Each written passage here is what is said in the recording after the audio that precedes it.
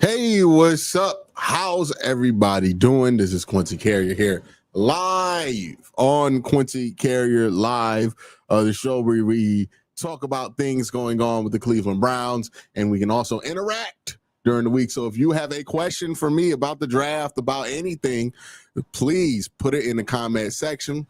Have Ian looking over the chat, making sure that if you have a question, it is heard, whether you are asking on Twitch or YouTube, respectively. We'll be able to get any of your questions here on screen and answered here for this show. There's a lot of fun stuff to talk about in Cleveland sports, and even more fun stuff to talk about with the Cleveland Browns. The Browns are going to make their first round selection since 2021. And think about where you were in 2021 and what you were doing with your life in 2021, if you want to really put in perspective how long of a time that is. The Browns are making their first round selection since they drafted Greg Newsome. They're making their first top 10 selection since they took Jedrick Wills, and their first top 5 selection since the 2018 draft. It's been a long time since the Browns have been in a premium position to draft a premium player. And a lot of people will point out, and rightfully so, look, the Cleveland Browns, our best players, they're not guys that Andrew Berry and Kevin Stefanski have cultivated, but the best picks that the Browns have had over the last few years, right? Denzel Ward is the best player on the defense, not named Myles Garrett. He was a number 4 overall selection. Myles Garrett is the best player on the defense and the best player on the Cleveland Browns. He was a number 1 overall selection, and Nick Chubb was the best player on offense for a long time. He was a number 35 selection. The Browns have picks that either are greater than or mirror that level of intrigue for this football team. What that means is, for years, I've talked about how that criticism of Andrew Berry, just on its surface, is not really a good criticism of Andrew Berry, because we're talking about John Dorsey and Sashi Brown. They both had multiple first-round picks to work with. All of those first-round picks were in like the top 10 of those draft classes. So yeah, there was an expectation that they would add premium talent. With Andrew Berry, there's been one top 10 pick, and then a bunch of late picks in the first round, or or late second round, or sometimes third round picks, right? So the expectation of what Andrew Berry should be bringing in is a lot different. But now that he has a premium position to select, it changes things, right? So you expect more out of him. And I think this is a big draft for him, because whoever he takes it to, they got to feel really good about. And they got to take a player that they feel really good about early in this draft. I'm not going to go on my rant about how much I just absolutely dislike the idea of trading back. I have talked about it for so long, but I really think that's the only way the Browns can make me not feel good about what they do it to. You draft Abdul Carter, I'm happy. You draft Travis Hunter, I'm happy. You trade back from 2 when both those guys are on the board, I'm less happy. Now, I'll give it a chance, but boy, I don't love it. That's all I would think needs to be done for the Cleveland Browns. Just take one of those 2 guys. I think people can be happy with that. And that's really the only way I can see the Browns. I don't want to say the only way I see them messing up, but the only way I see the Browns doing something on draft day that I just find to be head scratching. So, yeah, somebody in chat said Barry has to get this right. Yeah, this is a big offseason for Andrew Berry, right? Think about the franchise altering stuff that's happened so far this year. You've had Myles Garrett ask for a trade. You had to get a new deal hammered out with him. I thought he did a great job with that, right? The end of the Watson thing, right? So you're transitioning into a whole new era at the quarterback position. That's very important, right? How the Browns going for Deshaun Watson altered the Browns' history, obviously. And we'll never know what the result of that would have been if you would have kept Baker Mayfield. But more importantly, how you handle digging yourself out of this Watson hole will determine what your future is going to look like, right? What happened with Watson? Should you have kept Baker? Should you have not? That shit is over with. But how you choose to build from all of this, how you choose to rebuild from all of this, that's going to be what Andrew Berry is judged on. That's it, right? So Andrew Berry is going to be judged on how he handles digging out of this. How quickly does he get a quarterback that we can have hope in? Is it going to be a long-term thing? You know, I'm sure Pittsburgh didn't think that they would have Big Ben retire in 2022, 21, and it would be 2025. They still don't have an answer at quarterback.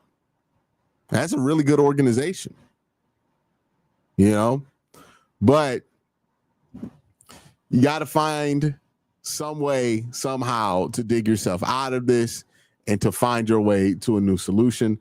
That's what Andrew Berry is here to navigate. A lot of questions about what the Browns are going to do at the top of this draft. So can we put in a Reenactfuls comment here? Says the first couple of picks will tell how the draft's going to go. But they have to get a third or fourth they have to get the third and fourth rounds done right to really have a great draft. If they hit on 3 players in this draft and the 3 players they hit on are their first pick, their second pick, and their third pick, they're fine. Right. And honestly, let's say you get 2 all-pro players. Like, let's say you draft Travis Hunter and Jalen Milroe. Right. Let's say that's your choice. And Travis Hunter goes on to be an all-pro on both sides of the ball. And Jalen Milroe has a couple of Pro Bowl years at the quarterback position. If that result happens, then you're not going to care about any other pick in this draft.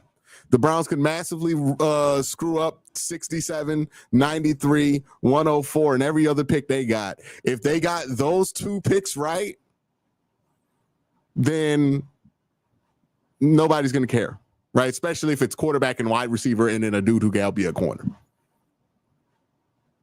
So depending on how high you swing or how hard you hit those first 2 picks, I don't know if the third and fourth round picks are going to be that much important. There's a lot of debate about the 2026 draft class. I see the debate raging on in the chat right now, right? And that's something that needs to be considered if you're going to draft a quarterback. A lot of people talk about drafting a quarterback in the short term, but the reality is drafting a quarterback is a long-term decision. Every year, I hear people tell me, Quincy, we should draft a quarterback every year. And I get why people say this, right? I understand the thinking behind it. The thinking behind it is, hey, quarterback's a crapshoot. Let's just draft one every year, hope somebody emerges in preseason. And then if we get a guy, we have a guy, the search is over. And while that's a way to handle it, if players developed like ultimate team packs, that's not a way to handle it if in the real world of how quarterbacks actually develop. In order for a quarterback to develop, you need to put together an environment that is going to make that quarterback successful, which means you can't be switching that up every year. You got to pick one and you got to commit to one. Now, picking one and committing to one does not guarantee success. That should be obvious, right? But it does mean that you're at least putting that prospect in a proper incubator for success. So that's why it's important to understand if you draft a quarterback this year, You really got to have your opinion about that 2026 class because it means you're not taking a quarterback next year. If you draft Jalen Milroe at 33, if you draft Shedeur Sanders at 33, if you draft Jackson Dart at 33, no quarterback in 2026. Are you okay with that? The 2026 class is far from a consensus class. It has the potential to be significantly better than this year's draft class. There's no doubt about that. The 2026 class has the potential to be significantly better than last year's class or this year's class. Somebody in chat saying, I disagree. You can still take one next year. You can take another quarterback, but the chances of you finding success with that quarterback is ridiculously low. You can't just draft the quarterback, throw him in the preseason and say, all right, let's see if we got one. That's what the Browns did from 99 and 2018. We saw the success of that. It's on the back of a quarterback jersey downtown. Like, tell me when to draft the quarterback strategy every year has ever worked. Who has that ever worked for? I'll wait for an answer here. Like, when is it like for the draft the quarterback every year? People give me like the proof that strategy actually works.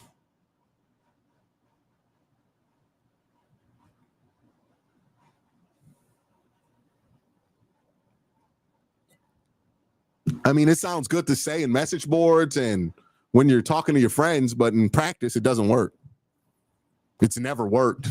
It's never been a good strategy.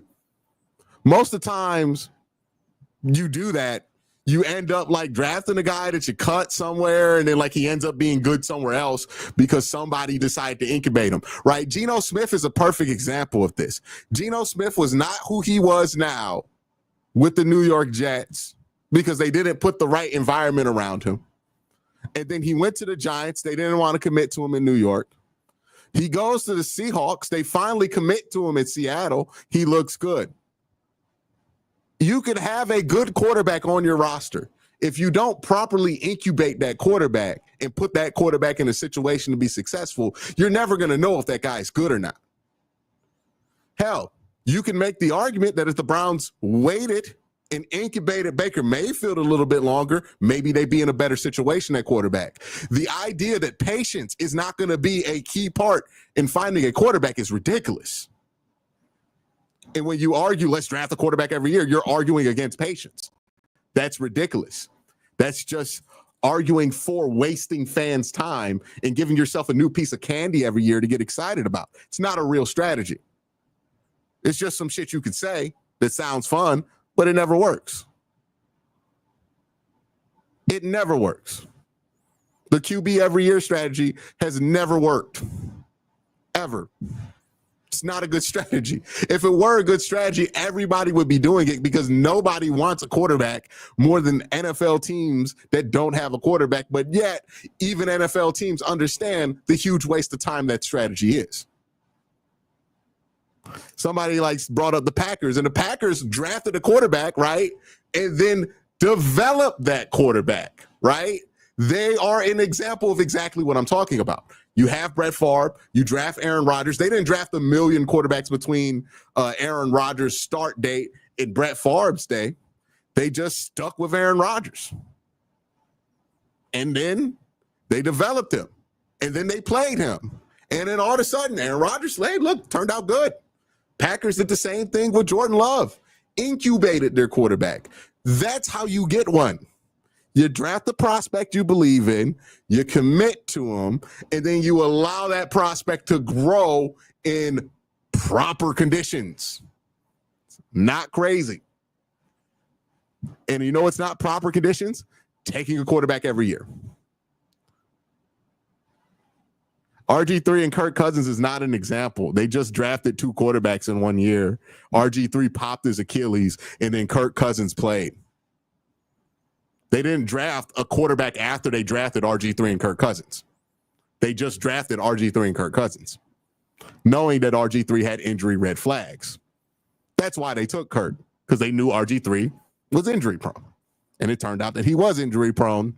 So you got yourself a future backup And then he ended up being better because he didn't get injured. All of that to say, the draft the quarterback every year strategy, not a real one. Let's get back to the original point here. Patience is going to be a key in developing a quarterback. So if you take a quarterback this year in the first 2 rounds, you're not taking a quarterback next year. You got to accept that reality. Unless you get like the number 1 overall pick and Lenore Sellers or Cade Klubnik turns into Cam Newton, you're not drafting a quarterback next year, right?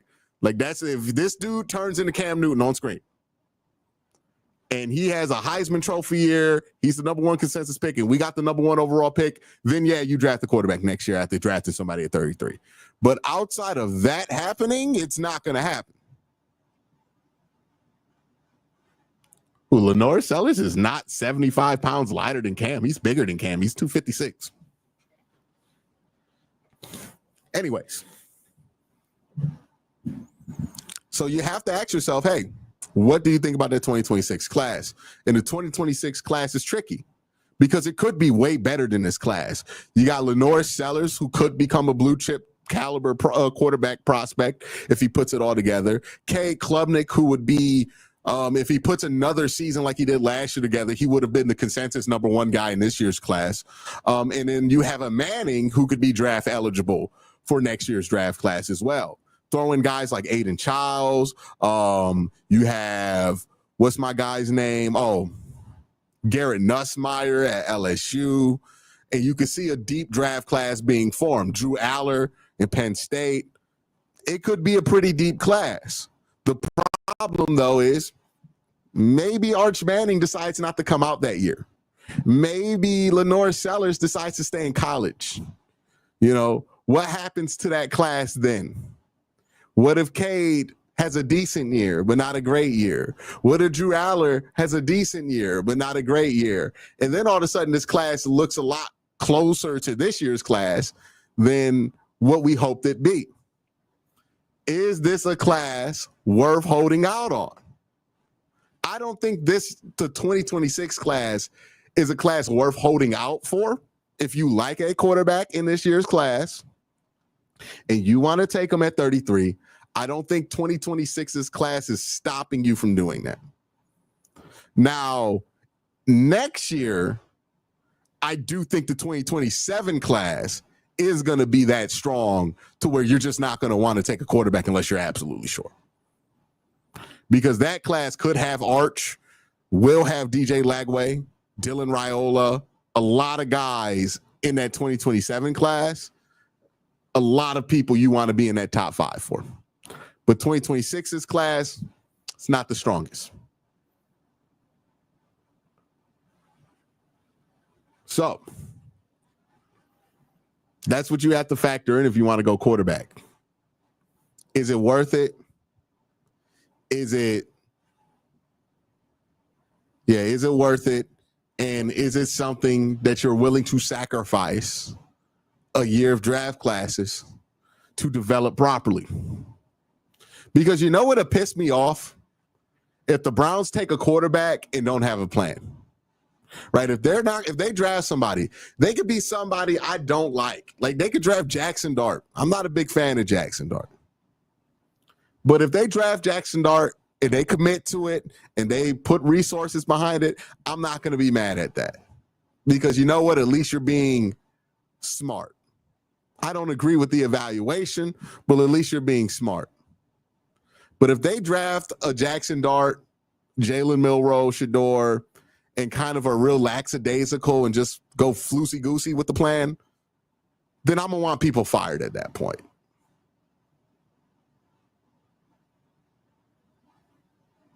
Soul Train, we put his comment up, has an interesting comment here. If the quarterback doesn't have the potential to be better than Baker Mayfield, then they're not worth taking, in my opinion. Now, it's interesting because I agree with you on some parts, right? Like with the Shador Sanders. He is a pure pocket passer, in my opinion. If he's not going to be better at that than Baker, I don't get the point in drafting him. But like there's a player like Jalen Milroe who's not going to be a better passer than Baker Mayfield, but his running could be a game breaker. And if you could be a game breaker at the quarterback position, then that makes you significantly more useful in winning football games. Somebody asks, what if they take Milroe and Howard this year? How would I feel? I don't think I would mind that. I like both of those prospects. I think Will Howard could become a really enticing backup that you could maybe ship for a late round pick if Jalen Milroe works out. And if Jalen Milroe doesn't work out, I think Will Howard's somebody who could potentially give you starting quality football. I like the idea. I don't know if it's going to be available to you, because in order for that to be available to you, you would have to take Will Howard in like the 4th or 5th. And I don't know if Will makes it all the way there. But if he does, I wouldn't mind doing that. I wouldn't mind that at all.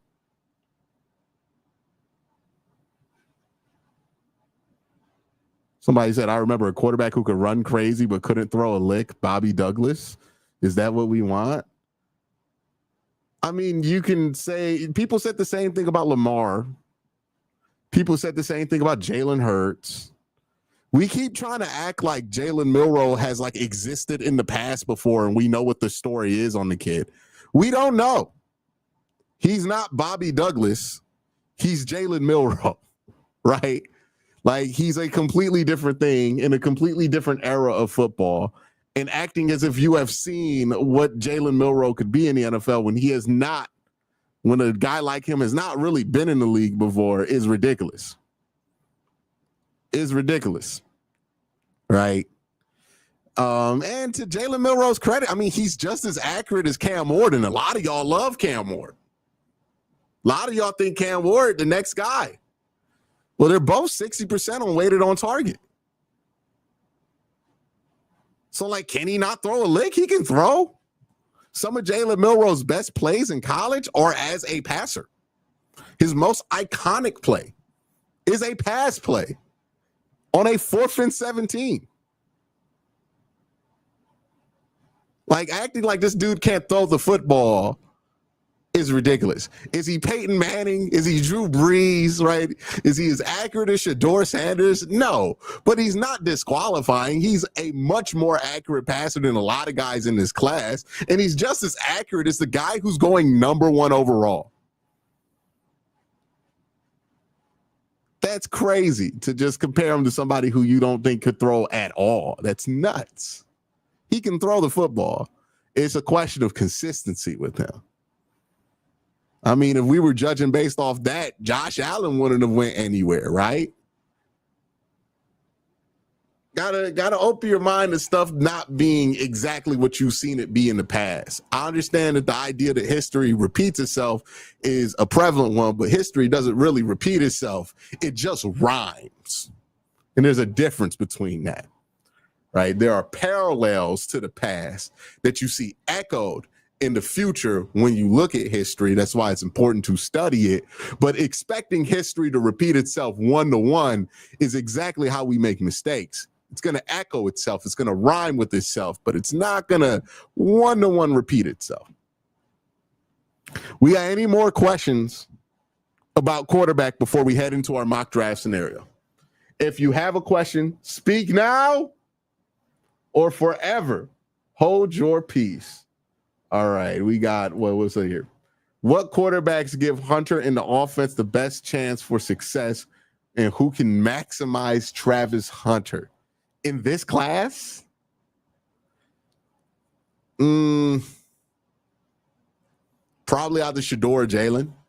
Shador because the familiarity, and Jalen because of the attention he can potentially command with his legs, making improvising a very attractive opportunity to take advantage of.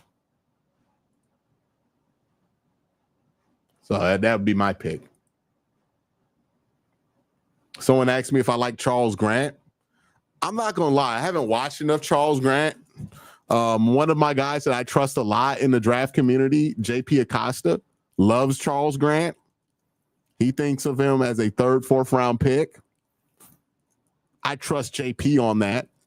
I do know he's a good athlete, tackled a guard conversion candidate. But, yeah, I don't mind the idea of Charles Grant in day 3. Am I comfortable with Ford at running back? I would like to replace him if possible. Who is my fail-safe if Milroe, Sanders, and Cam Ward are gone? Will Howard. Will Howard's my fail-safe.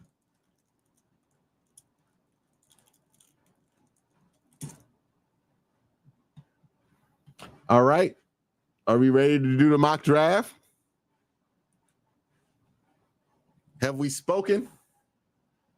Have we gotten all our stuff off our chest? Let me tell you, I've been talking a lot today. All right. Seems like we are good to go. How do I compare Howard versus McCord? Howard, I think, is more poised than Kyle McCord. Kyle McCord has a better arm, but I think in high leverage, high pressure situations, Will Howard has consistently made better decisions than Kyle McCord.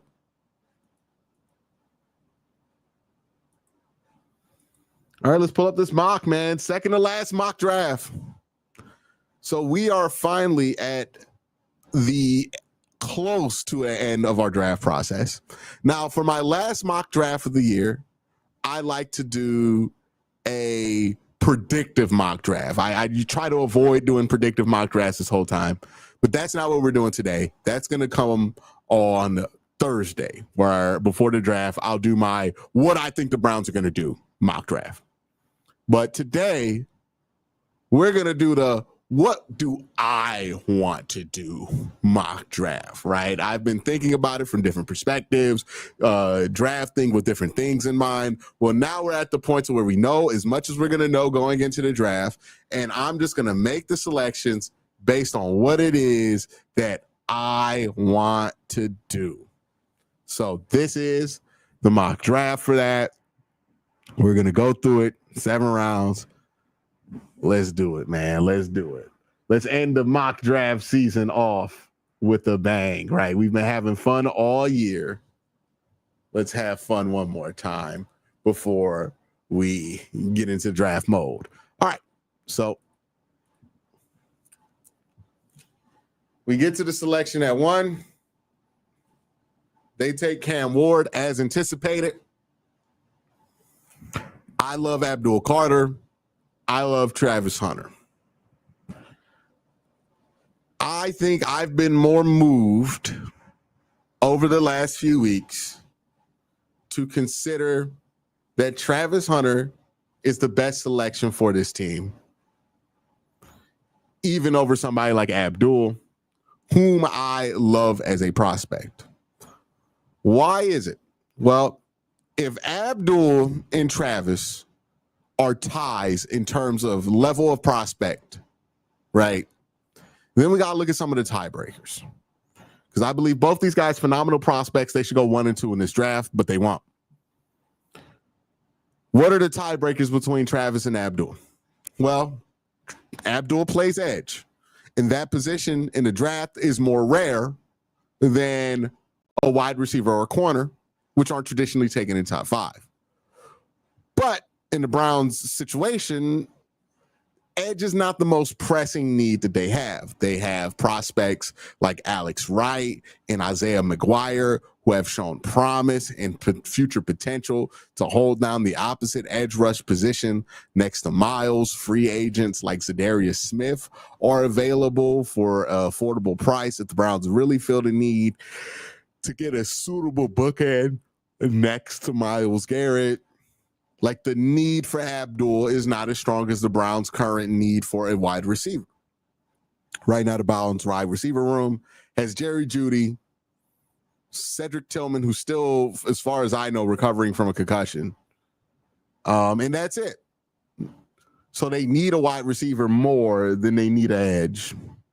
And then you factor in the two-way ability of Travis Hunter.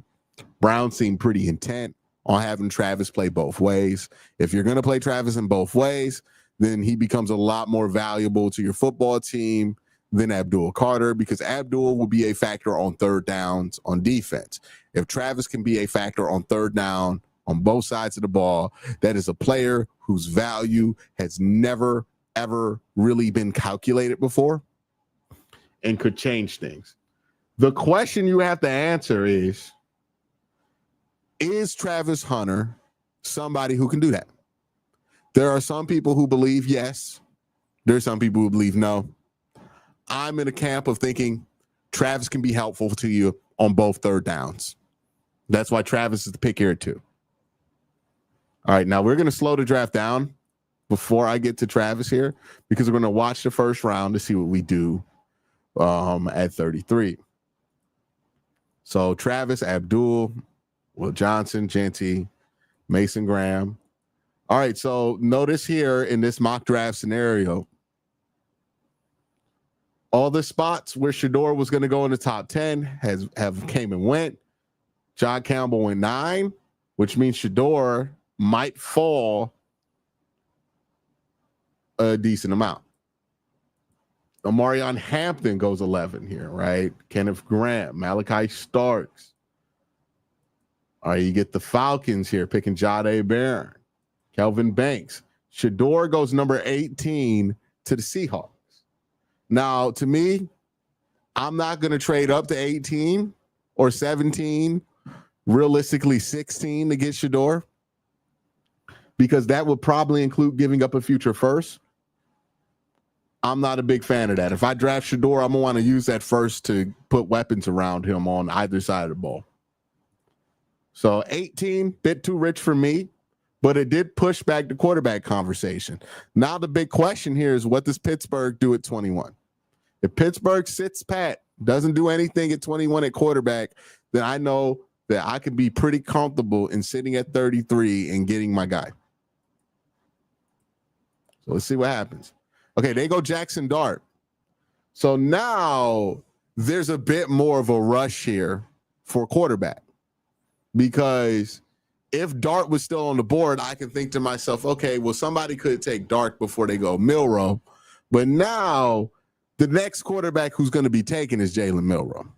The question is, of these teams, are you concerned that any of these teams would take Jalen Milroe? Because think about Jalen Milroe's draft profile, right? He's somebody who people are convinced needs to sit a year before he plays. Well, who usually drafts prospects like that, right? We talked about Green Bay earlier in the stream, where they took a quarterback nobody expected them to because they already had one, because they knew they had the time to develop a quarterback. Well, who is going to want to develop a quarterback anytime soon here? Philly, probably not. Jalen Hurts is young. Kansas City, probably not. The Buffalo Bills, probably not. Washington, no. Detroit, they might want to do something, right? The Los Angeles Chargers, they might want to do something there. Not the Los Angeles Chargers, my bad. The Los Angeles Rams might want to move up, or not move up, but take Jalen Milroe. So I have two options, because the Ravens are picked 27. They're more than likely not going to give me fair value for trading up from 33. They are a hostile partner. They're in division. If they're not going to do anything that makes us better, right? Or they're not going to want to work out a fair deal. So you can cross out trading up for 27. That's not on the board here. But the two teams that could take a quarterback are at 26 and 28. So you have to ask yourself the question, how bad do you want the quarterback, right? Are you willing to trade up to 25, which is a significant jump here, right? 32, 31, 31 to 6, 4, 5, 6, 7. You're asking a team to move back 8 spots. That's not insignificant. And that's probably going to cost you a couple of picks. Or are you willing to sweat it out, understanding that, okay, I'll just take best player available at 33 if I can't get who I want at quarterback? If this were me, I'd sweat it out.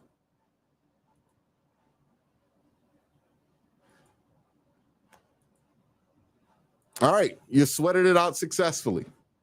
Everybody went best player available.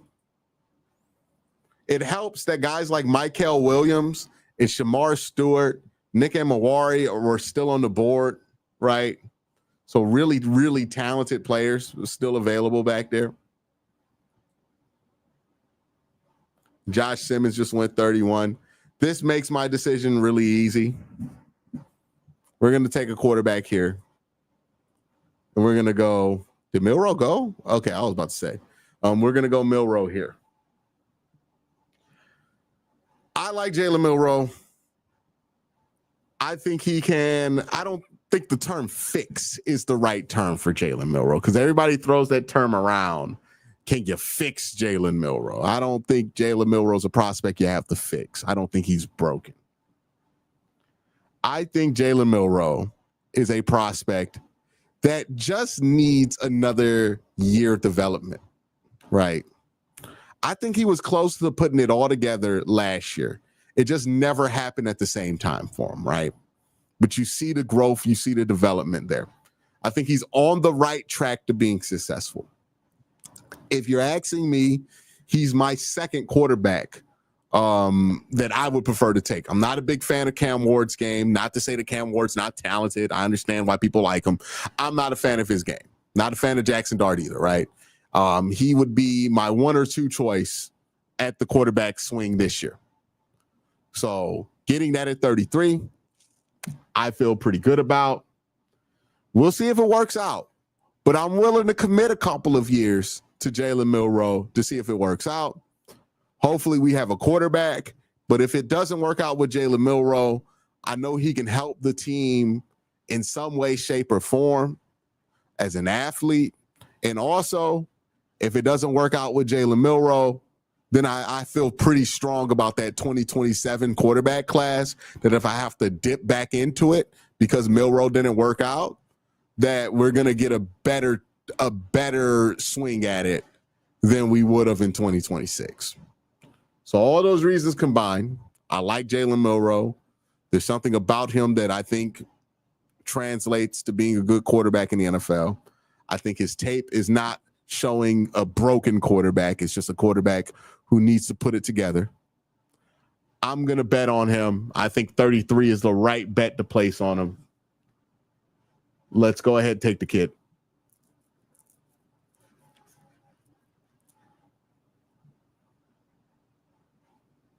Now, a big question that some people are asking is there anybody that the Browns would feel strongly enough to trade up from 67 from to take? I'm thinking Travion could be one of those guys. Maybe Donovan Jackson could be one of those guys.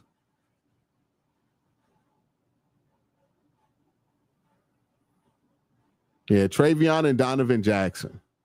Now, what's range to move up? I would say it probably starts at 60. So if we get past Baltimore's pick and Trey or Donovan are still there, then I'm going to try to make a move for them. But we're at 48, so there's a long way to go. Well, Donovan's gone. Tyleek's gone. JT's gone. All right, so we might get Travion here. Oh, boy. Oh, these bastards. Damn. I shouldn't have waited for Baltimore. Damn. Yeah, I would have traded up for Travion there at 60. Because I don't think it would have cost that much. Damn. All right, well, we're sitting and picking.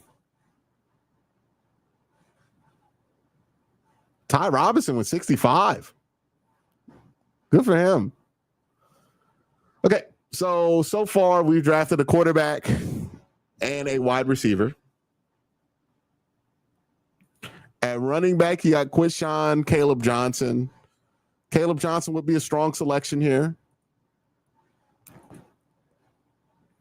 Jaden Higgins, you don't really need another wide receiver. Let's see what's happening on the defensive side of the ball.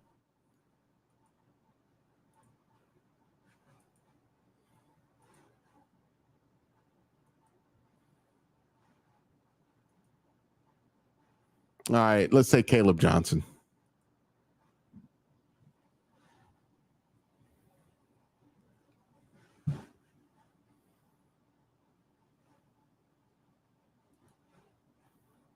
All right, I'm gonna keep my eye on Fanon. Well, let's see what tight ends are available. Arroyo, Helm. No, I'm gonna sit. One of them gonna be there at 94.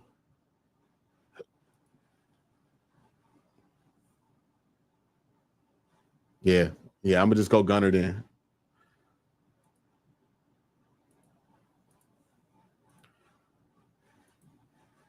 Yeah, we're gonna go Gunner Helm. Solid transition quarterback. I mean, not quarterback, tight end.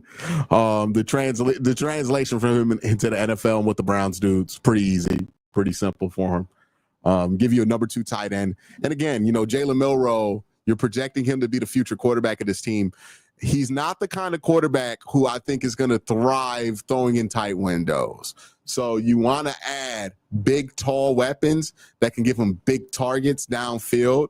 Gunnar Helm is somebody who can give him a big target. Terrence Ferguson is also somebody who can give you a big target downfield. So whichever one of those 2 tight ends you feel like is more reliable for you, I'm going to go with Gunner because I've seen Gunner do exactly what I need him to do in the Browns offense at Texas. But if you want to go Terrence Ferguson here because he's a better athlete, I do not blame you at all. I do not blame you at all.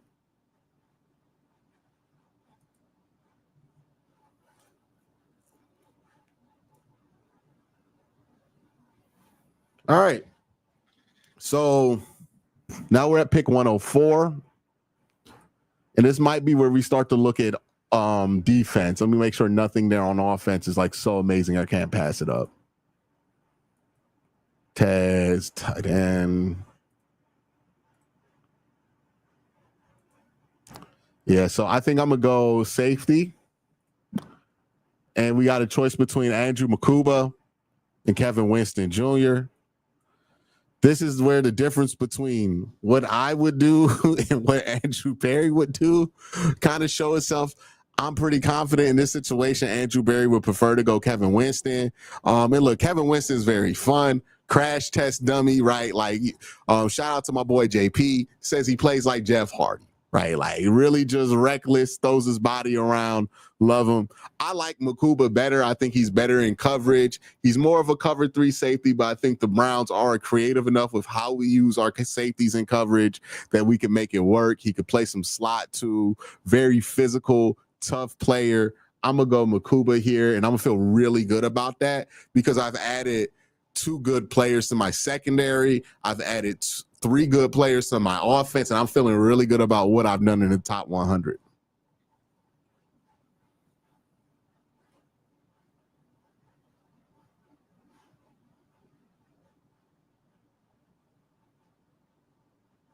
Oh, you like Billy Bowman?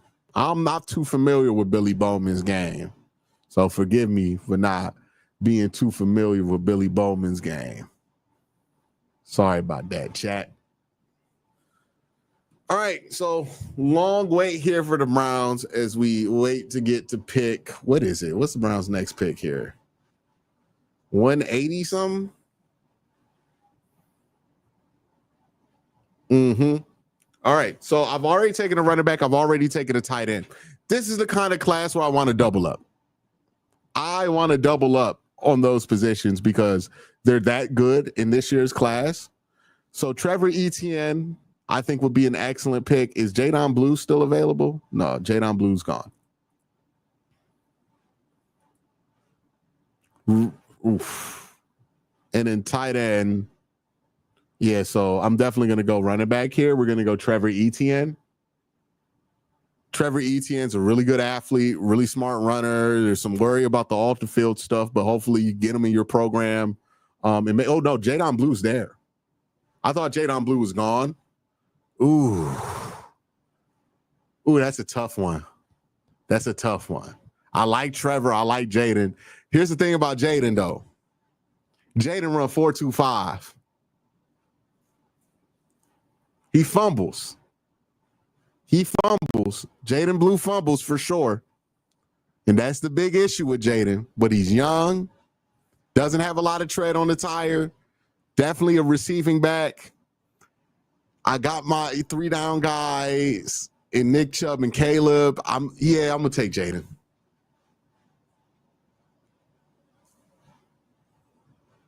Trevor would be a good pick there too, though. Trevor would be a good pick there too. All right, tight end. What's my next pick? 200. I'll try to get Luke Lachey at 200. Luke Lachey or CJ Dupree at 200. That's where I'm going to guard. Focus in on. Let's see what they have on the line. Let's see if we get a big boy here.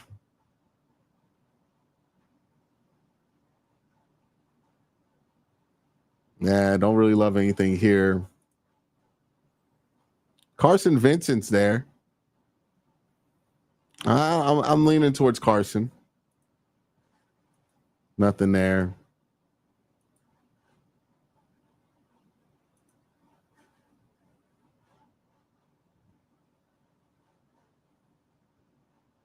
Nah.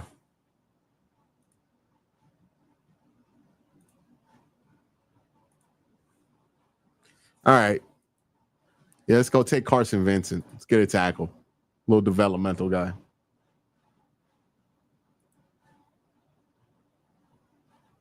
Now, hopefully, Lachey's there for me to grab at 200.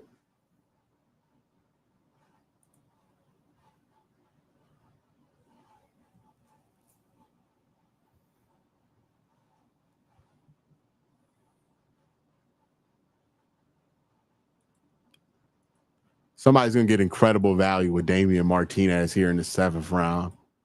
It's not going to be me, though. I'm going to take Ricky White. Get another body at wide receiver.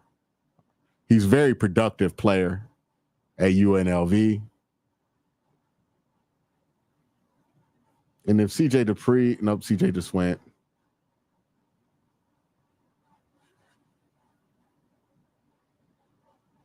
All right, now we're at 255. Usually what I like to do here is identify some guys I would like to bring in for camp. I'm going to bring in Ahmed Hassanin in camp, UDFA contract. Jordan James, UDFA contract. LeJontay Wester, UDFA contract.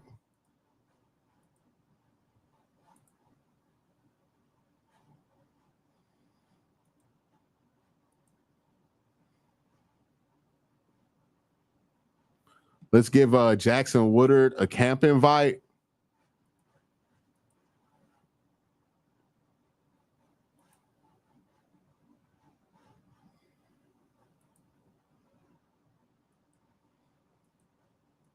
All right, so that's my UDFA stuff. And who am I gonna pick? How about I just take Wester here?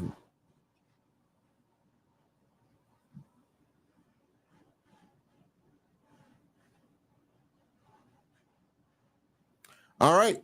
So this is the 7th round mock draft. This is what I would be happy with. And I'm gonna be honest with you, I'd be extremely happy with this haul. Now, is it the most balanced haul in the world? No. But I do think you add a lot of explosiveness to your offense, and you build your run game out a lot. Travis Hunter, wide receiver, cornerback prospect. We talked enough about him. Really good player, obviously going to help your offense. Jalen Milroe, day one, he can help your run game. And hopefully he can be your quarterback of the future. I said it earlier in this stream. If you hit on Jalen Milroe and Travis Hunter, if those two picks are right, every other pick here could miss, and you would be thrilled with this draft class and call it the greatest draft class of all time for the Browns, right? Like if you got a Pro Bowl quarterback and an All-Pro corner, then ain't nobody gonna care about what you do. But I do like what I did here in the back end, obviously, right? Round 3, Caleb Johnson. Round 3, hell yeah, I'm excited about that. Really good zone runner, right? Reminds people of Arian Foster. Gunnar Helm, really solid tight end, can hold down that number 2 position. and let David Njoku do what he does best. Also somebody who can block, going to help your run game. Andrew Makuba, that's a safety to fill the void of what Juan Thornhill brought to this team, which was run defense from the safety position. And I think he's a good coverage guy as well. And then in the 6th round, you get Jadon Blue, super athletic receiving running back prospect, so you can get a 3rd down back out of him. Carson Vincent, offensive tackle prospect. Luke Lachey, I think a really underrated blocking tight end / receiving tight end prospect. Ricky White, who, might not be the most amazing prospect in the world. Obviously, he's a 6th round pick, but I do think will be a productive 300 to 500 yard wide receiver on your roster, right? A good 4th or 5th option. And if you get that in the 6th round, that's great. And then LaJohntay Webster, I think is going to be a fun gadget guy in the league. So I think you add a lot of pieces to your offense, a good foundation for you to add a quarterback to in this mock draft. Y'all let me know what y'all think about this mock draft. We got any questions that we can get to?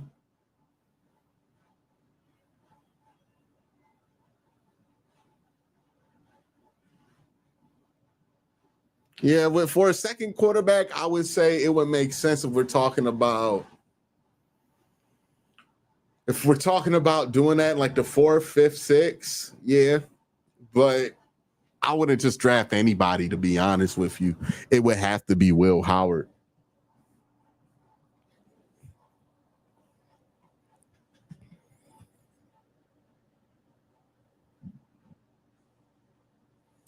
But that's kind of what we got there for the mock draft.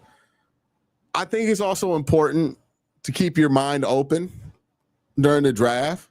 Look, as much as I love the Browns, as much as I feel like I study the Browns enough to have a good idea of what they might be feeling, what might work with them, even, with that amount of work, I end up being puzzled by some of the decisions the Browns make. Sometimes those decisions are really good.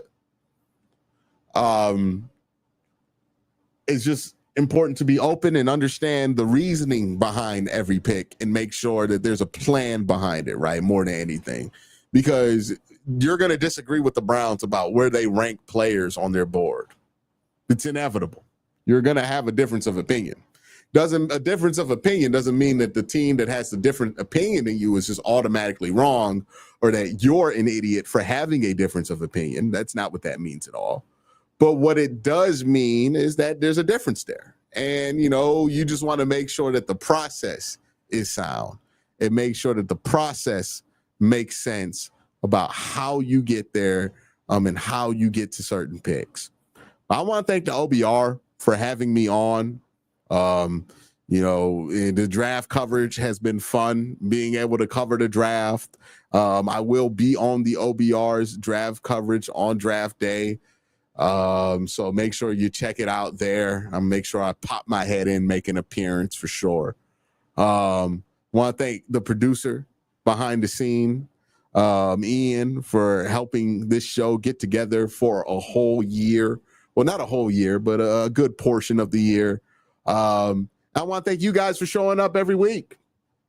I will be back. And when we will be back, we will be back to talk about the draft, talk about what the Browns did. And that's going to be probably one of our funnest shows of the year. But I want to thank everybody for coming, joining, watching, chatting. All you guys, I remember your names in chats. Y'all have a great day. Have an even better night. Peace.